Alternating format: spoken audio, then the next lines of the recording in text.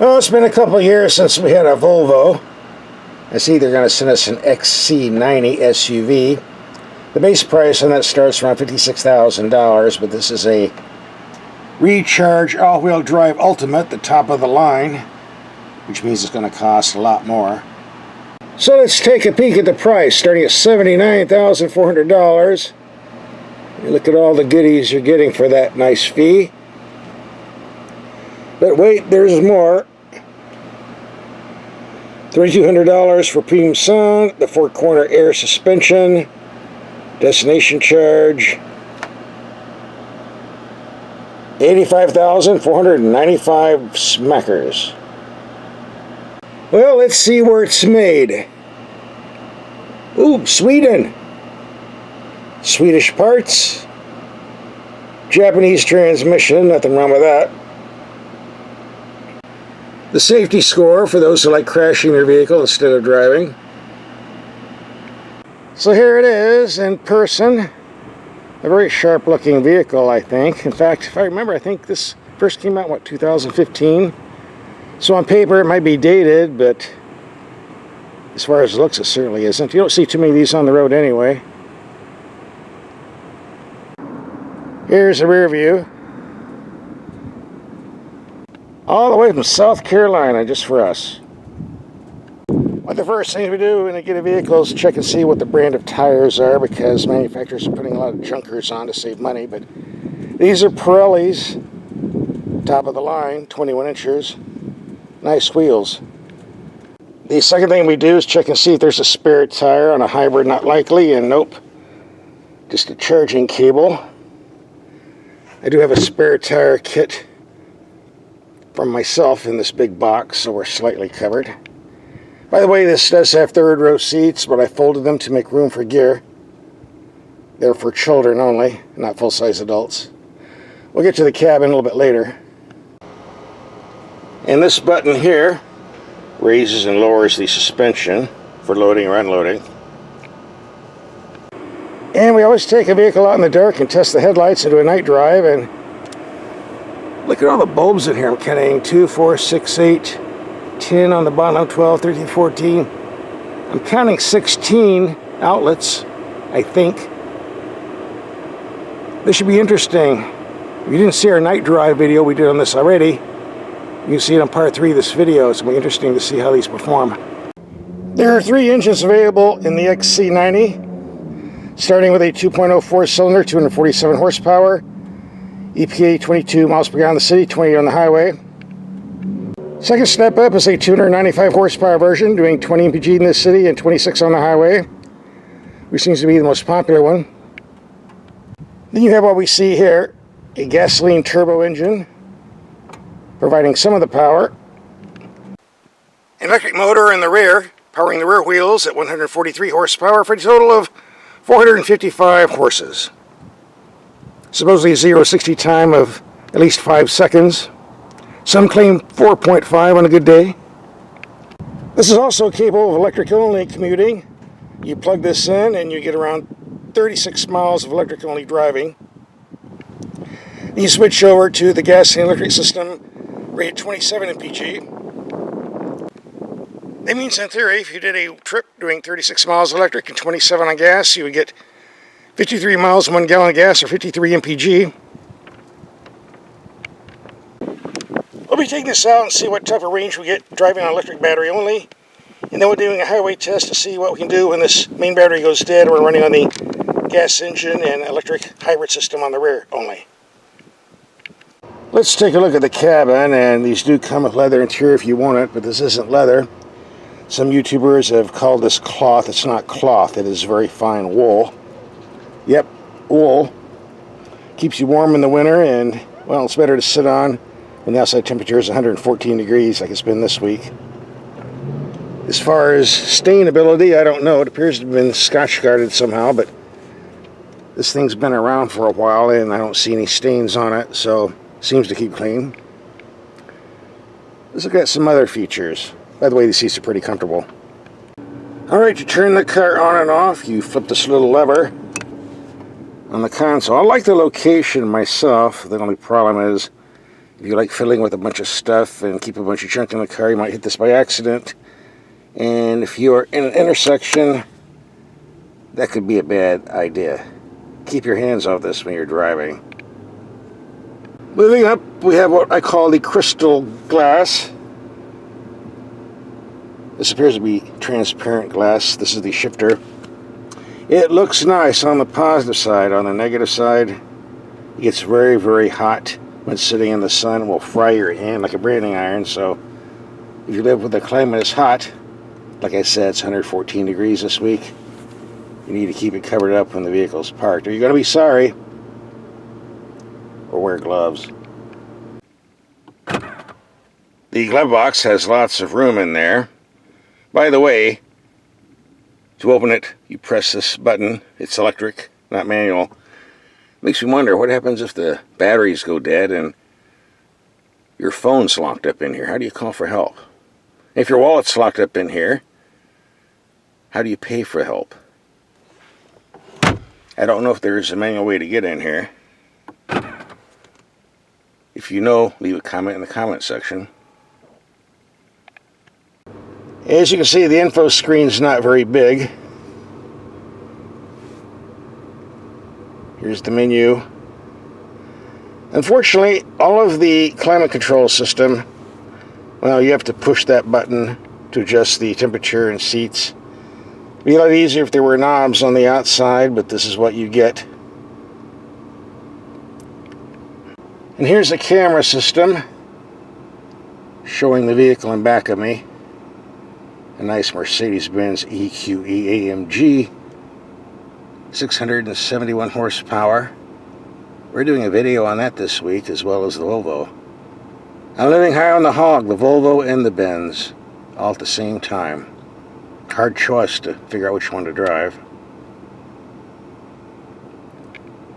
And where is the navigation, you ask? Well, here you go. It's right here in the gauge cluster, and it's too small for me to use. Maybe you have better eyes. This is what you get. In most hybrid vehicles, especially plug-in, you usually get a fancy computer system showing all your fuel economy numbers in the past, the present, and graphs and all that. Apparently we don't get that. The only information I've been able to find thus far is going back to the gauge cluster, showing I have 11 miles of electric only and 290 miles of gas hybrid. And over on the left, in 1.7 miles of driving, I'm getting 28.2 mpg, combining electric and gas. That's all I see, so maybe that's all we're getting. I see we do get some radio controls here of sort, but apparently the satellite radio is not hooked up, so what am I going to listen to? AM, FM? I don't think so, so I'm not going to listen to the radio, so no point in seeing how the system works. And it's too bad because it's a nice $3,000 system, but what are you going to listen to on AM, FM? And you would think there would be an odometer somewhere on here, but I've looked all over the controls and in the owner's manual, and I don't see anything on how to pull up the odometer. You shouldn't have to go through all this trouble. It should be like 5-second. But maybe I'll find out by the time I'm done with this car or SUV. Oh, look at this. I managed to pull it up. Just have to try it. We're going to get on the freeway, take a 120-mile trip, approximately. I do have 5 miles left on the main battery. I don't think it's going to make much difference on the fuel economy when we switch over to the engine hybrid system. The optional air suspension available on this XC90 is excellent. Provides a very smooth ride. Although it would be less smoother if we had tires and wheels smaller than 21 inches. But it will do. After driving this a couple of days, I've noticed the seats, while extremely comfortable for me, are a bit on the narrow side, and if you weigh more than 240 pounds, I don't think you're going to fit. your hips are going to be rubbing on the side, so you might want to go down to the dealer and sit in one before you order a car like this. It might not fit. No problem for me though. The power steering on this vehicle is quick, responsive, and light, so it works pretty good around town. I've noticed on the freeway it has a wee bit of slop in the center, causing me to make constant minor corrections. But then again, I'm used to sporty cars with quick steering, and that's what I've been driving lately, so I'm really not used to this. But I don't think the average person is really going to be complaining too much. It is something that I noticed, so I'm mentioning it. Just to note, we are climbing around 1,300 feet in elevation, so that'll knock off about 10% on our fuel economy versus going in a straight line. But anyway, make a return trip, we'll be going downhill slightly, so we'll make up for that. I was getting around 26 mpg on flat surfaces, but now that we're climbing, I see the numbers have dropped slightly.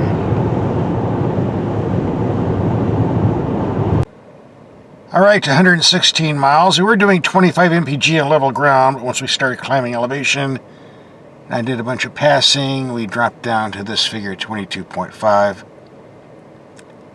I know when I go back, going downhill, I'll probably jump up to 27 for an average of 25. Overall, not bad for an all-wheel drive heavy vehicle.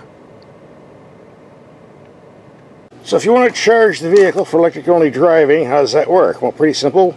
Put in one end of the cord in this slot here, and the other end like this in your garage wall socket, 120 volts, or is it 110, 115? Oh, whatever. Or if you don't have an inside garage outlet, your outside outlet. Well, if you don't have a garage outlet or an outside outlet, then you got to get creative. Then you got to scan your house and find a window where you slip it through like that. And after you plugged it in, you'll get this blinking on this little box here, showing it's charging. And you get about 2 to 3 miles for every hour until you reach your maximum of just over 30, depending on the weather and climate and elevation. And that's all there is to it. Is it safe to plug the system in outside if it's raining? That I don't know. I haven't tried it. I don't want to mess around with a couple million volts in the water, so you might have to try that out yourself. So we plugged it in at 2 o'clock in the morning. Out here is 4:20 in the afternoon. And according to the car, we got 31 miles of electric accumulated thus far. So if you work during the week, 14 hours is about all the time you're going to have to charge it overnight. If you want more mileage, you'll have to do it on a weekend, I guess. Alright, 17 hours, and it finally stopped blinking. I guess it means it's charged. Let's go see how many miles we got racked up. 33 miles. So, can we get the full 33 miles of electric driving, especially with the air conditioning turned on full blast? Well, we'll find out real quick. Alright, the main battery just went dead, and we got 25 miles off the claim 33, but then again, we're running the air conditioning full blast and climbing uphill, so that's not too bad. So the question everybody might be asking, but nobody seems to have an answer for on these Volvo reviews we see on YouTube and other outlets: how much does the plug-in Volvo XC90 cost versus the non-plug-in? And Volvo won't tell us, but looking at the prices, the most expensive non-plug-in versus this plug-in, the difference is around $10,000. So I guess that's what you're paying to have this plug-in feature to go your 33 miles, or up to 33 miles. So how much electric driving will you have to do for the system to pay for itself? Well, I did the math so you don't have to. If you have the non-plug-in Volvo with the 295 horsepower engine and you drove 100,000 miles, you'd use around $16,000 worth of fuel. On this one, if you did your 50-50, 50 electric, 50 gas, at 100,000 miles, you use around $6,500 worth of gas, about a $10,000 difference. Of course, the more gasoline you drive, the longer it's going to take you to have the system pay for itself. But keep in mind, if you get the non-plug-in Volvo, the most horsepower you can have is 295, to where if you get the plug-in like this, get 455, and a lot of people will buy the plug-in just to have that extra power, whether they like the fuel economy feature or not. So what do I think about this Volvo after a week of driving? Well, as far as style, status, and build quality, I would match it against any other European rig from Audi, Mercedes, or BMW. That's my take. A very, very nice vehicle. And if I was going to get one, the plug-in feature for the 33 miles of electric would be okay, but I'd buy it for the horsepower. That's the main advantage for me. Maybe not for you. We did a night drive and headlight test on this vehicle and posted it on YouTube if you want to see that video. Here's the link for it. Just click and watch.